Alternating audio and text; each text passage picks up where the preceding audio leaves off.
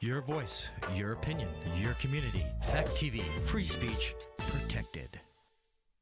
The following is independently produced programming. The views and opinions expressed are those of the producers and do not reflect the views and opinions of Falls Area Community Television, our staff, or board of directors. Secrets in the shadows, lost and found. Truth in every echo, loud and clear. Keep on with the long road, no more fear. In the halls of power, whispers grow. Every secret jacked beneath the undertone.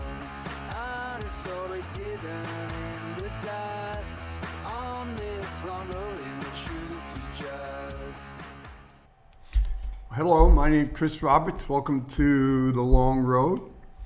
Today we're going to get a history lesson, and I am going to try to make the history lesson as truthful as possible. And contrary to what a lot of people like to believe, baby boomers, people born from 1946 to 1964, they're not like any other generation in American history, let alone world history. Okay, yes, I know someone may say, wow, look at the people in Yemen, or look at the people in Saudi Arabia. Yeah. But that's only Arabs. They bring a lot of people in to work and do all their kind of stuff so they can sit back and relax. But I'm talking as a country at home. And basically, from 1946 to 1964, white babies born in the United States had an unbelievable opportunity for wealth, quality of life, safety, everything that you would want, or in certain ways, that was the period of the American dream and the capability of achieving that dream for a lot of people. Not all, but for an awful lot of people. Reason, let's go back. In the 1880s, people were working on the railroads.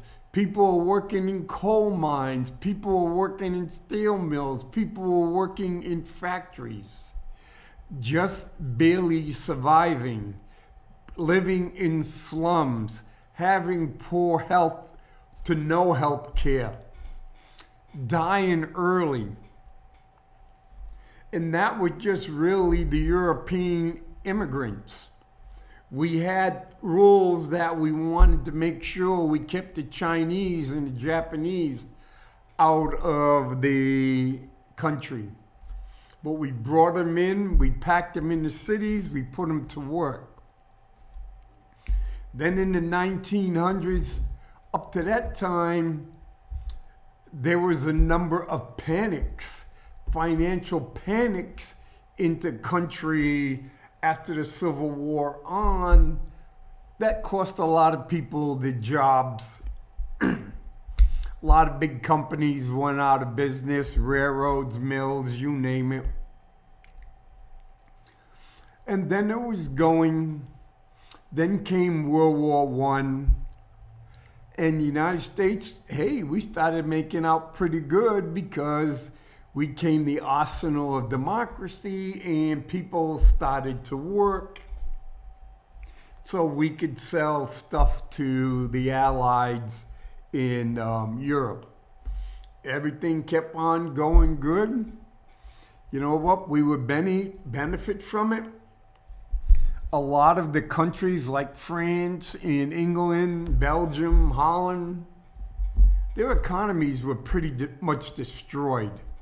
So that allowed the American business to export a lot of stuff.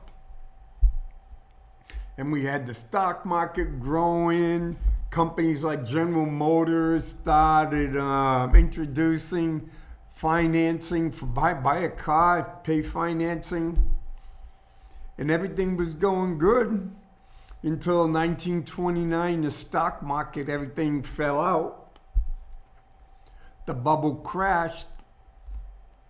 Then you got the United States. It's going, wait a minute, these countries in Europe are starting to produce and sell stuff to the United States, so we'll create the tariffs, and basically the whole world went into depression. Then came the war, World War II. United States was basically almost 3 years of war. United States didn't take part. Yeah, we had the bomb on December 7th, 1941. So by the time basically we got into a full war, it was in 1942, and the war in Europe had been going on since 1939, and the war out in the Asian countries, Japan, China, Korea, had been going on for since 1937. Now we go in and we take about 16 million men and women and put them in uniform, but then we have to produce all this equipment, tanks, airplanes, artillery rounds, you name it, we're producing it. So it gets us out of depression. We had, before the war started, you had depression, food lines, unemployment rate about 30%. They took all the gold away from Americans, saying, hey, it's illegal to have gold in the United States. A lot of banks failed. So we go to war. We're out of, we get out of the depression. Now a lot of women no longer have to work in the sweatshops, making clothes and things like that. Now they're working in help manufacturing tanks, aircraft, you name it. They're now flying. They're doing a lot of things. Pilots, they're doing a lot of things that women never had the opportunity, but there wasn't enough women. So black men and black women got jobs in the armament industry, and the rules said, you know what, you got to pay them equal wages. Everything kept going along. Also, in 1936, they came up with Social Security, and basically it covered about 60% of the Americans, about 40% domestic workers, farm workers, sharecroppers. Mostly happened to be people of color were not covered. They said, hey, that's what we needed to do to get the Southern votes. Now the war is getting over, and it's like, holy crap, we're going to have 12 to 16 million people come back, go into the workforce. What are we going to do? Guess what? We'll come up with the GI Bill. We will then help pay for people to go to college or trade school or finish high school. We'll come up with the GI housing loan so people can go get easy low mortgage rates to buy a house. Well, that was working really good. And, well, except very few blacks were allowed to use the GI Bill to go to get education, and it was almost possible to get a GI housing loan because the areas were redlined, and then the places where blacks live were saying they were too depressed and too high risk to give a mortgage. And so you've got all the individuals, the military individuals coming back. A lot of women didn't want to give up their jobs, and they stayed in their jobs. Other ones stayed home and became homemakers. And so here it is. Now you've got individuals going to college, paying hardly no money at all. You could go to top name colleges, Boston College, Harvard, things like that. It was only about $600 a year. GI Bill paid for it. And a lot of people that were going back to Boston College and Harvard and Yale, they had started college, went into service, now they came back and the GI Bill was help paying. Other ones were getting educated. College after college was springing up all over the country.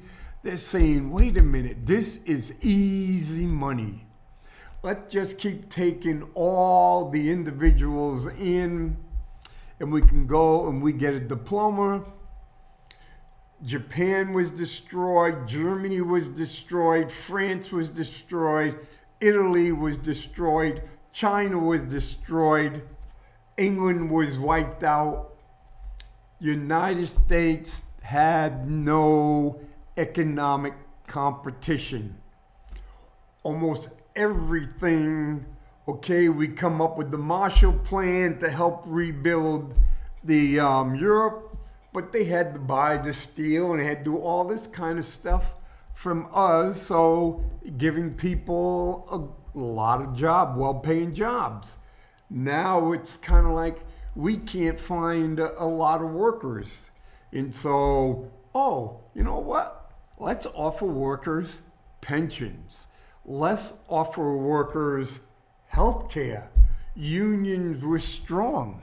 Let's make sure people only have to work a certain amount of hours.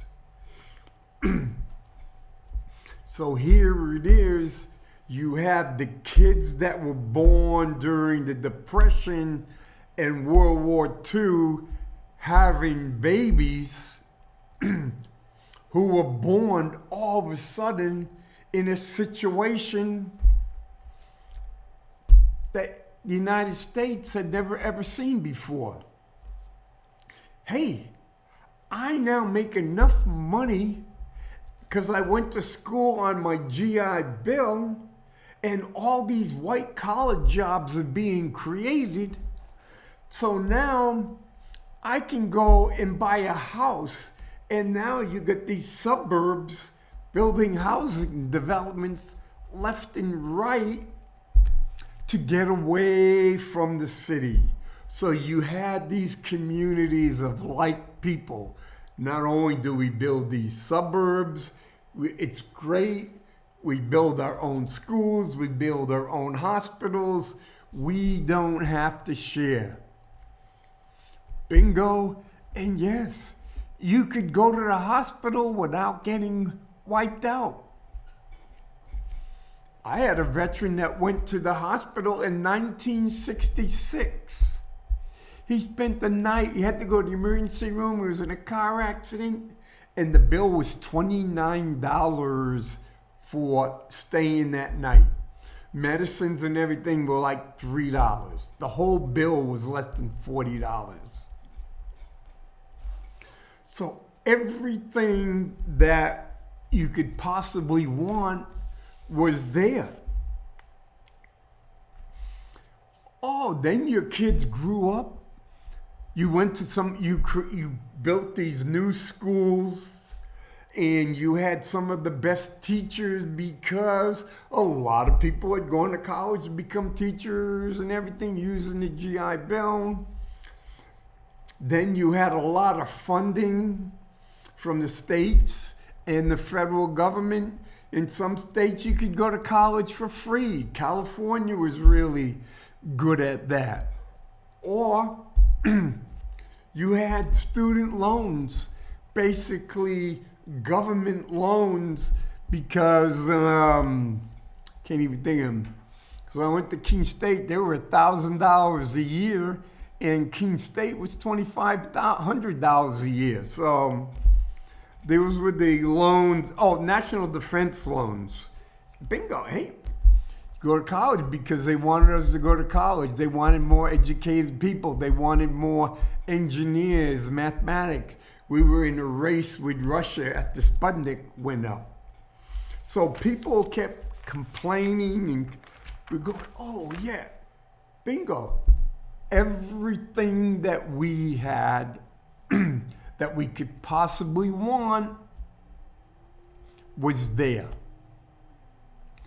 We were in a unique situation that no one else in the history of the United States has had.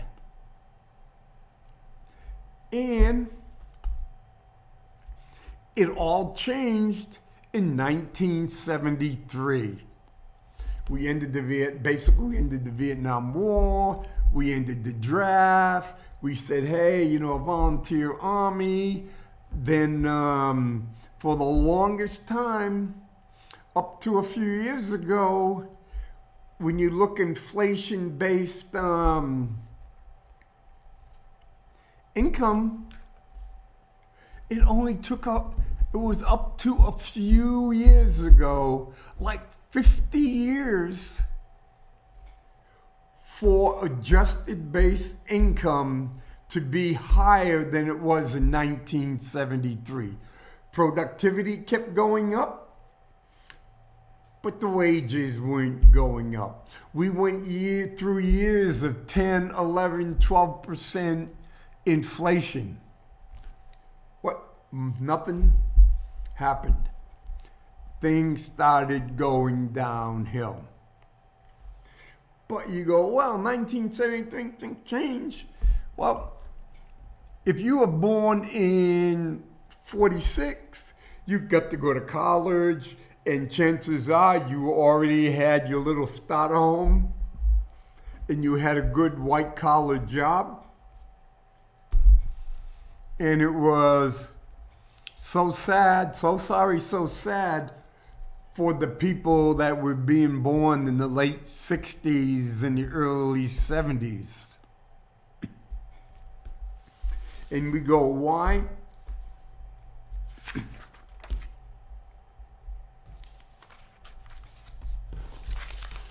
Got a little article here from an individual that went to Yale. He started in Yale in the fall of '66. 1,000 young men converged on in New Haven, Connecticut, as the members of the most revolutionary freshman class ever admitted to Yale. 1966, women weren't allowed in Yale.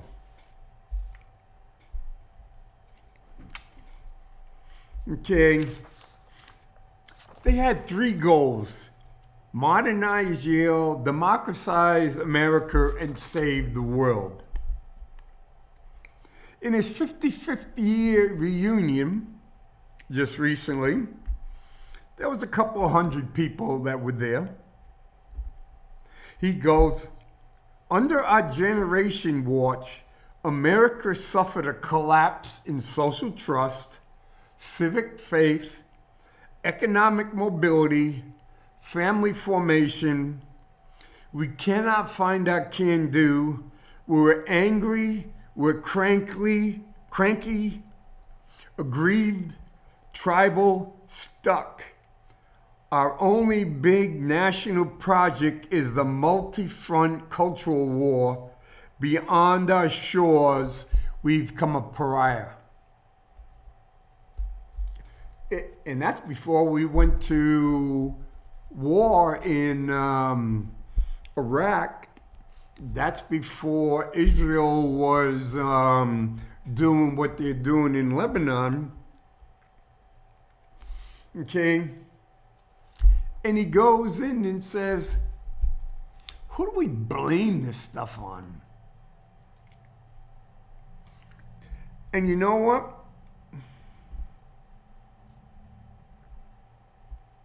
In the last 9 presidential elections, the last 9 have all been baby boomers.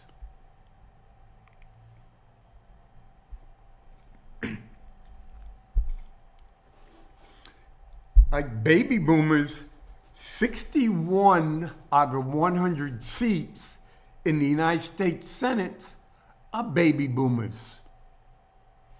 So every general, every ambassador, every cabinet member, every federal judge, all those people that have really control have to be approved by Congress. I mean the Senate. And right now, 61 of them are baby boomers. And we have a number, 92, Mitch McConnell's like 84. So when you go in and look at the Senate, who has a lot of control over what happens, it's by baby boomers and older. No other American generation has ever wielded so much political power for so long. No generation has ever arrived at the doorstep of old age so healthy and wealthy. Nor has any generation ever done so much to enrich itself at the expense of today's working class and tomorrow's children. Politically, the majority of the baby boomers are conservative.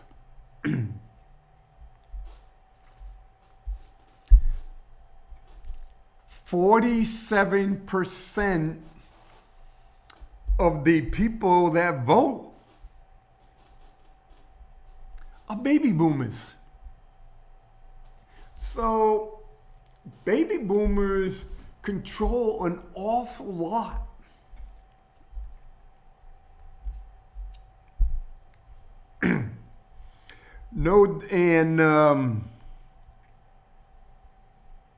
The anti-established passion that fueled us through then has been turned against us now, weaponized by Trump to dismantle the policies and programs we hold much dear.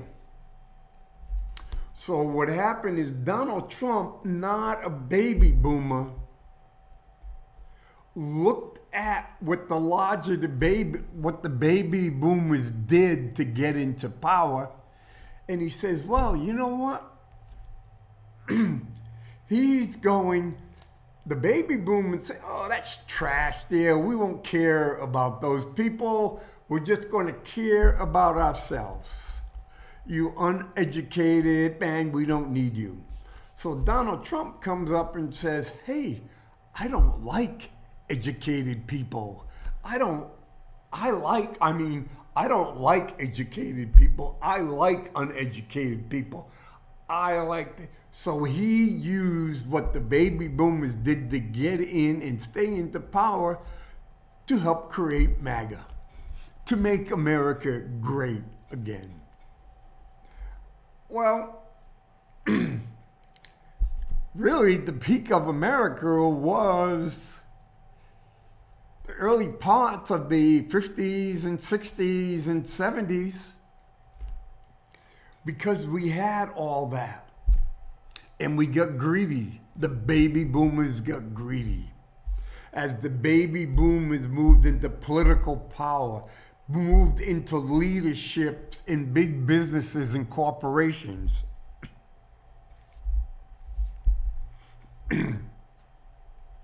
This has given Trump his superpower.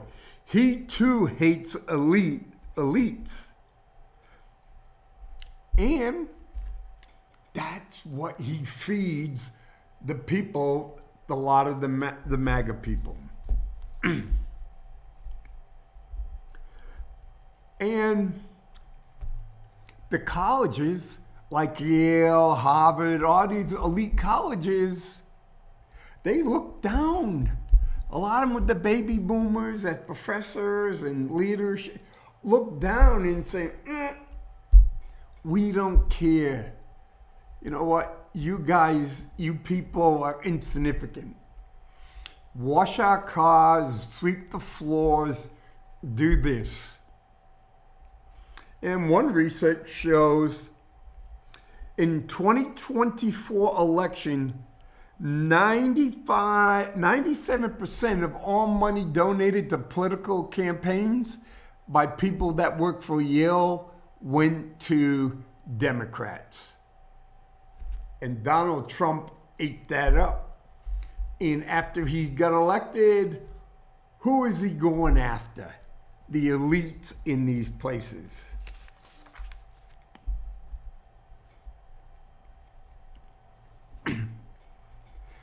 Things, baby boomers have knowingly enacted policies that have made boomers richer and future Americans poorer.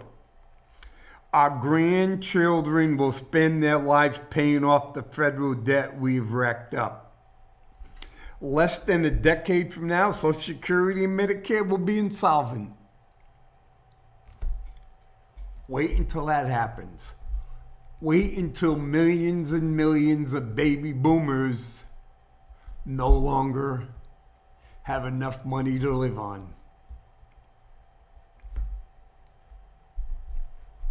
The only benefit, if you look at the real morbid side,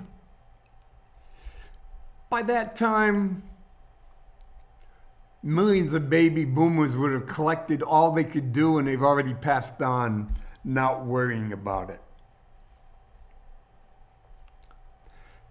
And you know what? The baby boomers that we've had in Congress, you know what they've done to help Social Security, to help Medicare? Nothing. Nothing at all. The last time Social Security had the improvement, which brought the age up to 67, that was in 1983. So what we're having is they're seeing a big problem coming on, but they don't want to. We don't want to tick off the boomers and say, hey guys, you're going to have to pay more than 6.something% out of your paycheck. You're going to have to pay a little bit more than 1% to cover your Medicare costs.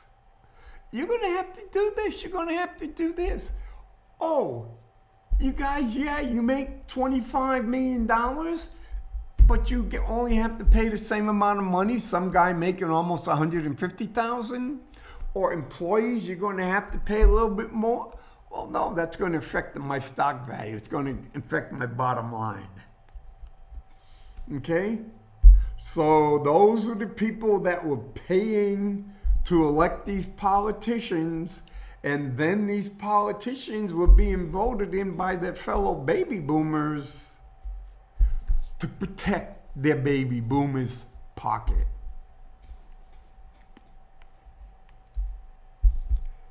And what he put in here, my favorite quote or proverb is from ancient Greece. Societies become great when old men plant trees whose shade they will never sit under. These old men and women, these baby boomers, are not planting any trees. They haven't been planting any trees. Actuality, they've been cutting down these shade trees. They have been sucking the lifeblood out of the country. And they really, very few have any guilt about it. And what's going to come along, they're going to get their comeuppance. Because when it comes down to survival and taking care of their family, tribes have no problem throwing out what they consider people that can't contribute to the welfare of the whole.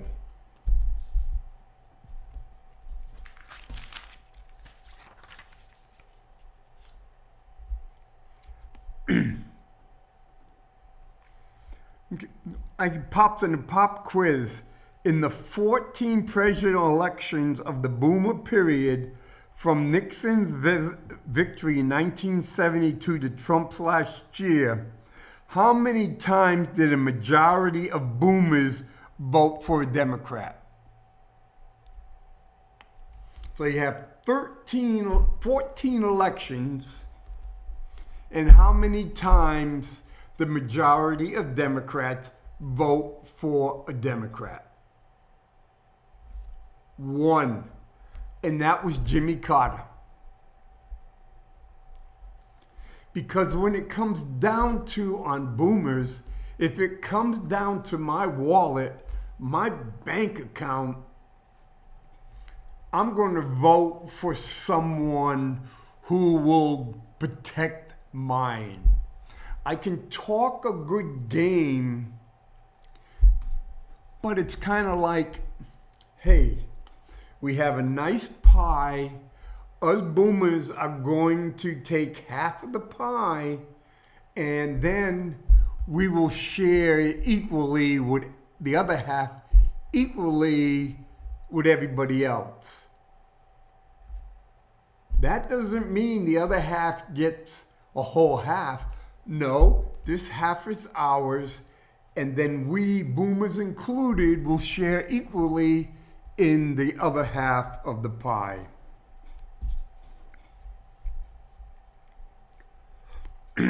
We were raised by parents who celebrated the end of World War II by having lots of babies, treating us like princess and princesses. Nothing was too good for a generation lucky to be spared the scars of the Depression and war. Lana Jones wrote in a 1980 book, Great Expectations, America in the Baby Boom Generation, that gave us our name, post-war affluence, which now brings their children the best of everything. They would have more toys, more money, more attention. They would have better schools, better books, better teachers.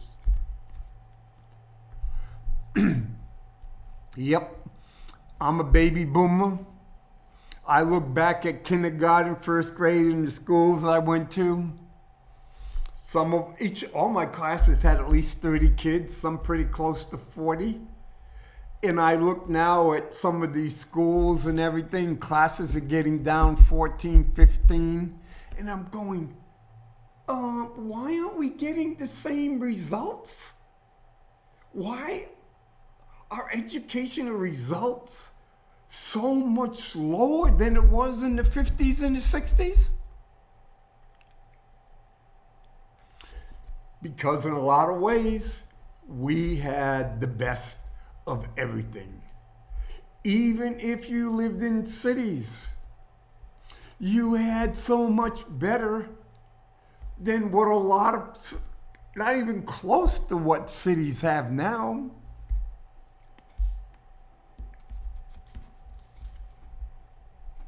%80 of boomers enjoyed a higher standard of living than their parents had at the same stage of lifestyle.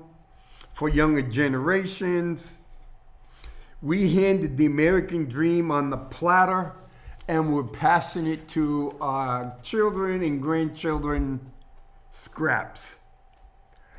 The explanation is hiding in plain sight. We closed our wallets because more than half of today's kids are non-white.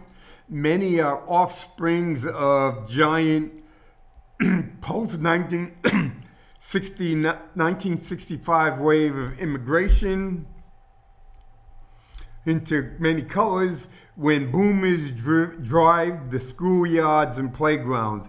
They don't see a future that looked by them. And look at here in New Hampshire. Basically, when you look at the State House, it has an awful lot of white baby boomers. And the baby boomers do not want to spend educational money. Yes, you can have victory accounts and stuff like that. Oh, hey, I'm a baby boomer. My grandkids want to go to private school. Hey, I can help with that money, and then I get the state of New Hampshire maybe come up with another $6,000-7,000. So, hey, that's less money than I would have had to pay to send my grandkids there. Money in my pocket.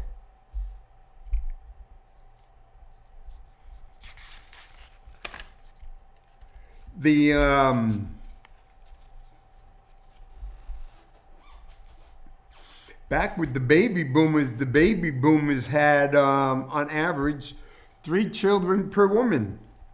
Now it's like 1.6 and dropping. Marriage rates are dropping.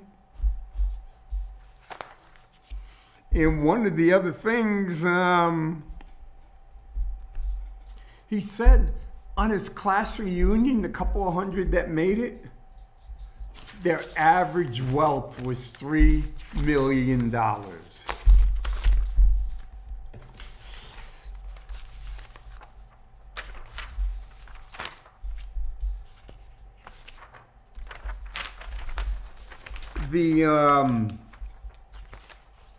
So people like to talk about, oh, the baby boomers, they have $80 to $85 trillion in wealth.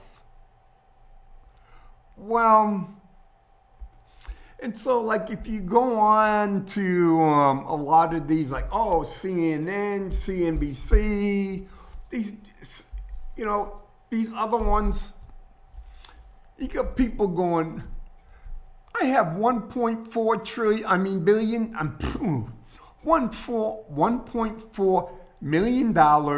I'm 65 and I get $2,800 a month from Social Security. Well, I have enough to retire on. I have 2.1 million. I get 3,400 from Social Security. Will I have enough to retire on? When I was looking up for stuff for this, it was all about different companies trying to tell me you're in trouble. Oh, you got 1.5 million? Yeah, that's going to be rough. Well,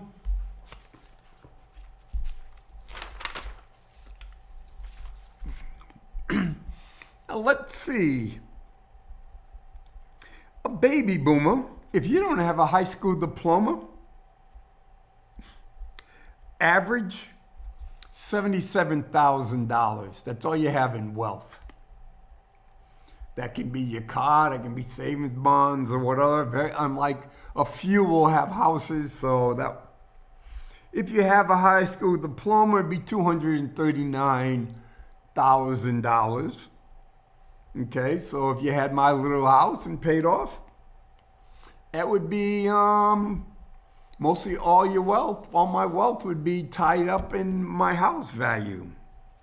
Some college, no degree, 330,000, bachelor's or higher, 1.1.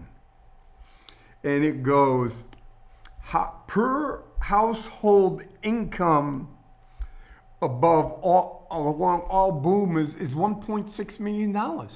Average, 1.6 million. The median of where it goes 50-50, 432,000. But what they fail to do in these that would tell you a true story is the mold. Is when you plot a chart and find out where everybody falls in. Okay. You can have 50%, say you have 40% of your people have 77,000. Another 9% has 150,000. And number 50 is 438. The 432,000. And everybody on the other side is 1.6. And it all works out that the average, so everybody on the other side is 2 million. Then when you average it all in, it comes out to 1.6 million. And so they play games with these numbers. Okay. It's kind of a catch how they do it. 10%, the top 10% of the baby boomers own 71% of the wealth. So there's $85 trillion in wealth that the baby boomers own. The top 10% own $60 trillion. The bottom 90% own $25 trillion. So the top 10% is 6 million people. So 6 million baby boomers own $60 trillion. 6 million own $60 trillion. 60 million people, 60 million baby boomers have $25 trillion in wealth.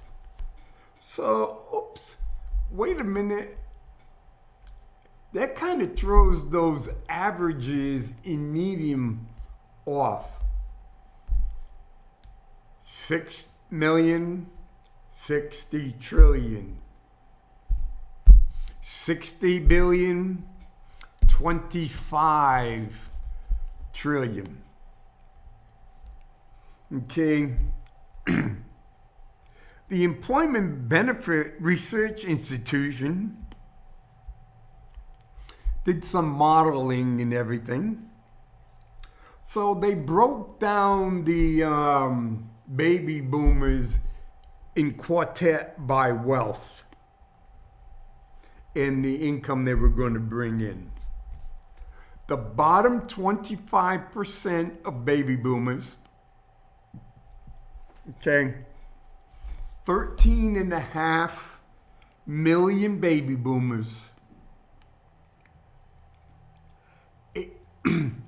There's 16.5 million baby boomers per quartet. Of that 6.5 million baby boomers in the bottom quartet of wealth and income, 83% will run out of money during their retirement. Of that bottom 13.5 million will run out of money. Those people could be taxed out of their home could be paid off, but they could live being in Keene, and bingo, they lose. Or they can get sick, go on Medicare, or end up in a nursing home, lose everything. So 83 or 13.5 million people will run out of money before they die. That's why you're seeing more and more homeless people or unsheltered people or whatever. They're not going to be building more low-income housing. It's starting to turn because the people don't have money and they're being viewed as takers. And if their children move away and they're out in the local community, just like at the State House, not my grandchildren going to school. I don't care what happens in that school. My grandkids have already got the education. Now the second 25, another 16.5 billion people in that. 47%, basically 1 out of every 2, or 7.6 million baby boomers are going to run out of money before they die. So the people in the bottom 50% of wealth on baby boomers,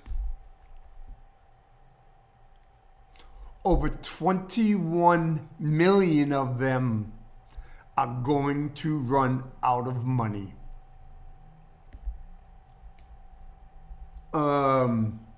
They're going to be in nursing home, but the big beautiful bill is taking $1 trillion out of Medicaid over the next 10 years. So where are these baby boomers going to go? Does that mean the state has to do it's a 50-50? So if the federal government isn't going to give up the money, the state's going to have to make up some, and the state may go 50-50. Cheshire County, you need the nursing home, you raise the amount of money to be raised for taxes to make up the difference. Okay, so now with the second highest quartet, 25%, okay? Another 16 million people.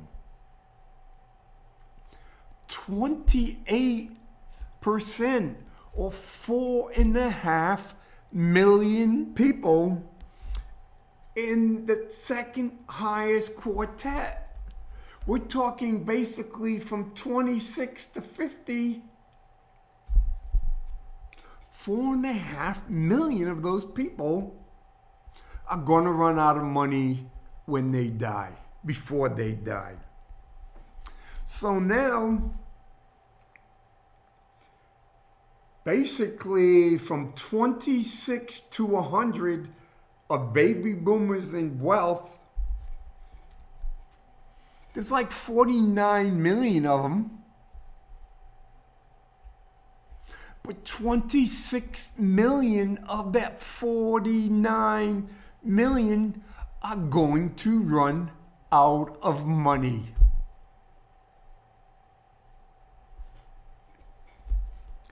Well, you got the top 25. They're doing really good. They don't have to worry about anything. But 13% of them are going to run out of money. Another 2 plus 1, at least 2.1 million of them are going to run out of money. So we're looking at 66 million, rounding numbers off, 66 million baby boomers, which are alive right now, and basically 28 million of them are going to run out of money before they die. Who is going to take care of them? We cut $1 trillion off of Medicaid, but we want to add $500 billion on Department of Defense, Department of War, or Department of Wastefulness. Okay, who's going to do that? And what I go with which one? And people go in when I did the thing. When I look at the numbers, it was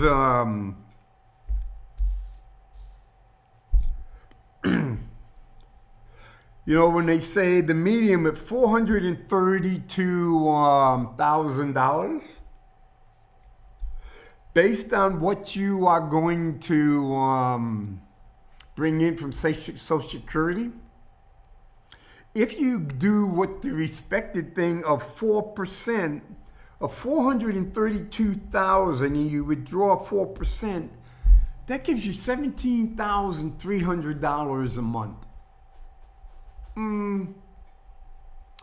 Okay, that's a lot to make up.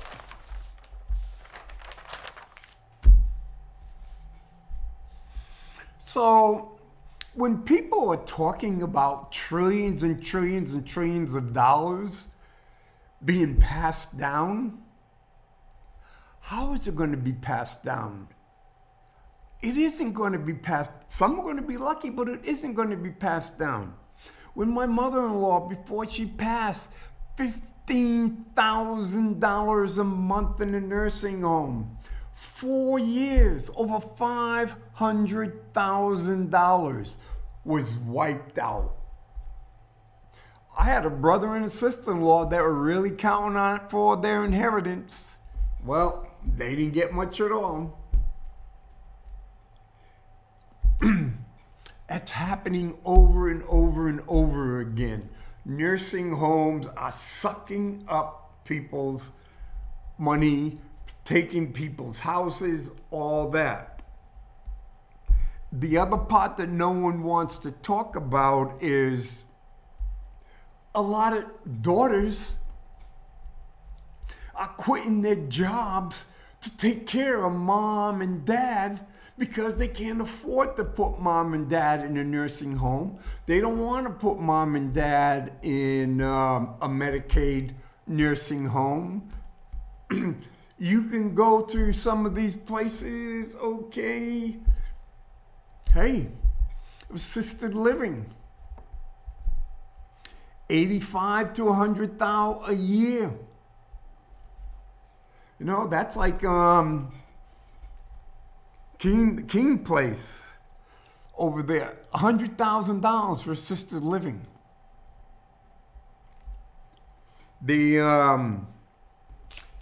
It's just getting, and so children are paying a lot. They're giving up their jobs, or they help paying for the nursing home. There's unscrupulous people trying to convince people to take reverse mortgages. Oh, here it is. Here's your reverse mortgage. We'll give you $125,000. You can do what you want with it. Hey, no big deal. But you better pay the property tax. You better cover the insurance. You better do all the repairs. You go, what? Yeah, I'm just giving you part of the money you would have got if you sold the house up front. And you're expected to do all this. And hopefully you won't live any longer than projected because I want to maximize my profit. Okay, baby boomers turned 80 this year. Do you know that 41% of baby boomers are still paying a mortgage? 41% of baby boomers 65 to 79 are still paying a mortgage. 31% of Americans are still paying a mortgage. What's been going on? They've been taking for a ride. That's why they want the baby boomers to stay in place. That's why they want, because we basically, as part of the thing is, a lot of the baby boomers are really screwed if we are required to pay our fair share, or we are required to, you know what, pass it on to the next generation. Leave something for the next generation. Half of baby boomers spend 50% of their income on the house. On housing.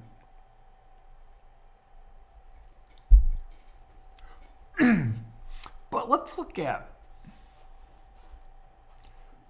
do you know what baby boomers have done?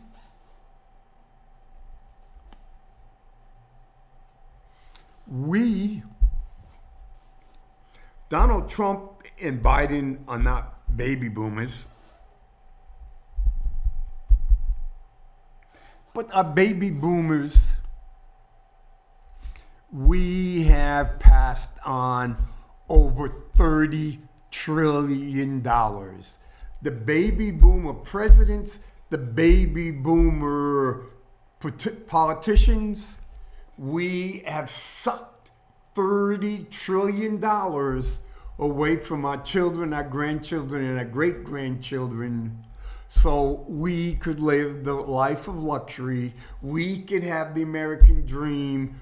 And I'm saying, as the collective, doesn't the American dream turn to a nightmare for a lot of them? And a lot of individuals got killed in places like Vietnam, in Iraq, Afghanistan, Iraq, all this stuff.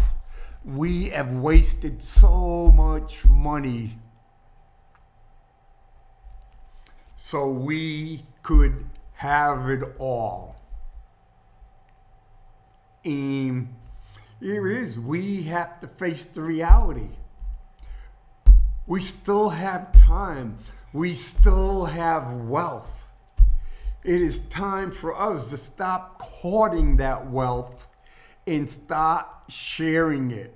Start sharing it with the country that gave us this opportunity to make all this wealth and to have such a high standard of living. We can't have a country where $60 trillion is owned by 6 million people. Just think of it. 10 times as many people own 25 trillion than the 10% that own the 60 trillion. Okay? Yes, there's a lot of baby boomers. They're in bad shape because they were too greedy. They're buying bigger houses, buying second houses. What are you doing with houses, mortgages at 65, 80 years old? 2 out of every 5 baby boomers has a mortgage. That's kind of greed. And you're not downsizing so people can take your bigger house and use them as a starter home. You know what? I see it on school boards, I see it on city politics, I see it on state politics, and I see it on the federal level. Baby boomers are a lot of them are extremely selfish, and they're doing everything possible to maintain their control on power, political power, and to keep increasing their wealth at the rest of America's expense.